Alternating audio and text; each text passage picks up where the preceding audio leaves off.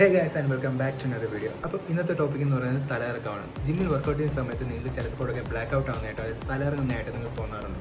അതിൻ്റെ കാരണം എന്ന് പറയുന്നത് നിങ്ങളുടെ ബോഡിയിൽ ഇതുവരെ ചെയ്യാത്തൊരു കാര്യം ആദ്യമായിട്ട് ചെയ്യുമ്പോൾ നിങ്ങളുടെ ബോഡി ഭയങ്കരമായിട്ടും എക്സോസ്റ്റ് ആവും. അപ്പോൾ അതിനനുസരിച്ച് എനർജി നിങ്ങളുടെ ബോഡിയിൽ ഇല്ലെന്നുണ്ടെങ്കിലാണ് ഈ തലയിറക്കം ഉണ്ടാകുന്നത്.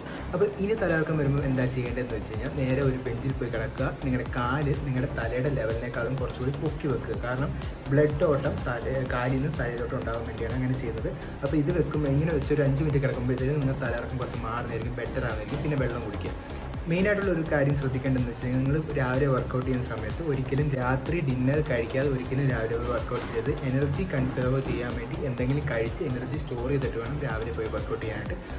അപ്പോൾ നിങ്ങൾ വർക്കൗട്ട് ചെയ്യുന്നതിന് മുമ്പ് ഉറപ്പായും പ്രീ വർക്കൗട്ട് മീൽ കഴിച്ചിട്ട് വേണം പോകാൻ. അത് മെയിനായിട്ട് കാർബോഹൈഡ്രേറ്റ് ആയിരിക്കും കഴിക്കുന്നത്, അതുകൊണ്ടായിരിക്കും നിങ്ങൾക്ക് എനർജി കിട്ടുന്നത് വർക്കൗട്ട് ചെയ്യാൻ വേണ്ടി.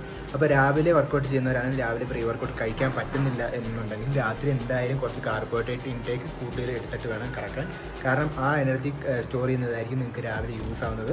അതേപോലെ വൈകിട്ട് വർക്കൗട്ട് ചെയ്യുന്നവരാണെങ്കിൽ ഉറപ്പായും കാർബോഹൈഡ്രേറ്റ് ആയിട്ടുള്ള എന്തെങ്കിലും പ്രീ വർക്കൗട്ട് മീൽ കഴിച്ചിരിക്കണം. അപ്പോൾ ഇതുപോലത്തെ ടിപ്സിനായിട്ട് എന്നെ ഫോളോ ചെയ്യാൻ മറക്കരുത്. പുതിയൊരു വീഡിയോ ആയിട്ട് കാണാം. Until then bye.